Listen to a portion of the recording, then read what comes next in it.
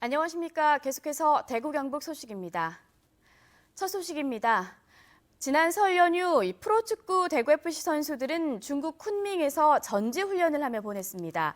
중국 프로축구팀을 비롯해 다양한 팀들과 맞대결을 하며 올 시즌 전력 구상에 돌입했다는데요. 대구FC가 올해 어떤 전력으로 클래식 무대에서 활약하게 될지 중국 쿤밍 현지에서 석원 기자입니다. 기존 전력 활용과 극대화를 통해 올해 클래식 시즌에 나설 계획을 세우고 있는 대구FC. 선수 영입과 기존 자원들 활용에 있어 다양한 역할 수행에 초점을 맞춥니다. 중국팀과의 연습 경기에서도 승리보다 팀의 여러 자원들을 다양한 포지션으로 활용하는 데 힘을 기울입니다.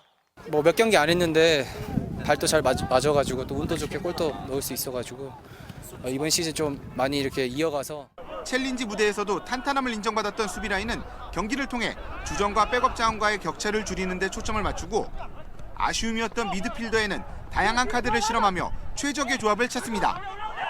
상대에 따라서 우리 미드필더 수비형을 둬서 이렇게 홍정우 선수 같은 경우에 그리고 한희원 선수 같은 경우에 이 두 친구를 활용해서 미드필더에 이런 힘을 또 강화하려고 합니다. 그리고 기존에 이제 우상호, 이재권, 신창무도 될 수 있겠죠.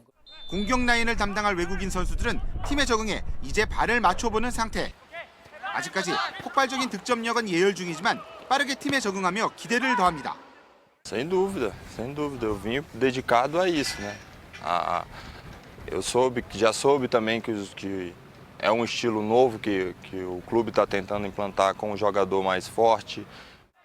이곳에서 이어온 연습 경기들은 어디까지나 팀 전력을 점검하는 수준. 승리보다 평가가 주된 목적입니다.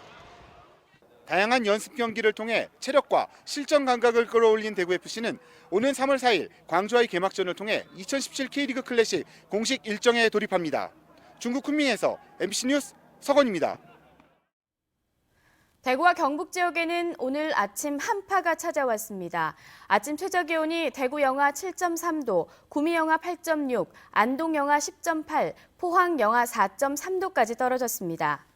경북 북부 내륙 지역엔 한파주의보가, 대구와 경산, 경주 등 경북 10개 시군엔 한파주의보가 발령돼 주의가 필요합니다. 낮 최고 기온은 대구 구미 6도, 안동 4도, 포항 7도까지 올라 일교차가 크겠습니다. 대구시가 청년들의 창업과 안정적인 주거를 지원하기 위해 공공임대주택인 창업지원주택을 공급합니다. 대구시는 국토교통부와 업무 협약을 체결하고 동대구 벤처밸리 2천여 제곱미터 땅에 총 사업비 400억 원을 들여 100호 규모의 창업지원주택과 콘텐츠 기업 지원센터를 만들기로 했습니다. 창업지원주택은 청년 창업인들의 주거와 창업에 도움을 주는 다양한 지원시설이 결합된 공공임대주택으로 대구를 비롯해 전국 6곳에 1,000호가 들어섭니다. 대구시가 앞산과 팔공산 등 핵심 관광자원의 개발에 본격적으로 나섭니다. 앞산 관광 명소화 사업의 경우 올해 환경 영향평가와 사전 재해 영향성 검토를 거쳐 오는 2021년까지 광장을 신설하고 전망대를 정비할 예정입니다. 팔공산에도 올해 기본 실시 설계를 거쳐 2019년까지 정상 전망대와 스카이워크, 그리고 케이블카 정상과 동봉 방향의 낙타봉을 잇는 폭 2m, 길이 230m의 국내 최장 구름다리를 설치할 예정입니다. 대구시는 또 비슬산과 동성로 일원을 관광지와 관광특구로 지정하는 것을 목표로 관련 사업을 추진하고 있습니다. 경상북도는 지난해 경북의 농식품 수출액이 4억 9,790만 달러를 기록해 1년 전보다 30% 늘었다고 밝혔습니다. 가공식품을 포함한 농산물이 33%로 가장 큰 비중을 차지했고 사과와 배, 포도, 복숭아 등 신선 농산물의 수출이 1년 전보다 15% 늘어 농가 소득 향상에 도움이 됐습니다. 특히 중국을 제1수출국으로 개척하기 위해 경북 농식품 홍보 판촉전, 상설 판매장 개설 등 다양한 노력을 벌여 대중국 수출이 42%가량 늘었습니다.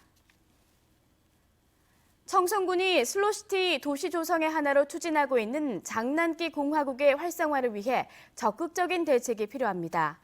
청송군은 지난 2013년 청송읍 월웨리에 장난기 공학을 건립하고 운영을 한 결과 지난해 방문객은 10,000명으로 전년보다 배 이상 늘어나는 등 관광객 유입 효과를 보고 있지만 체험 프로그램 참가자는 1,600여 명으로 미흡한 실정입니다.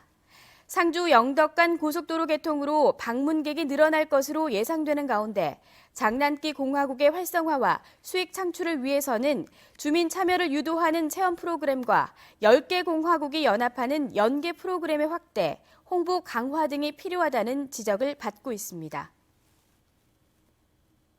네, 이상으로 생활 뉴스를 마칩니다. 고맙습니다.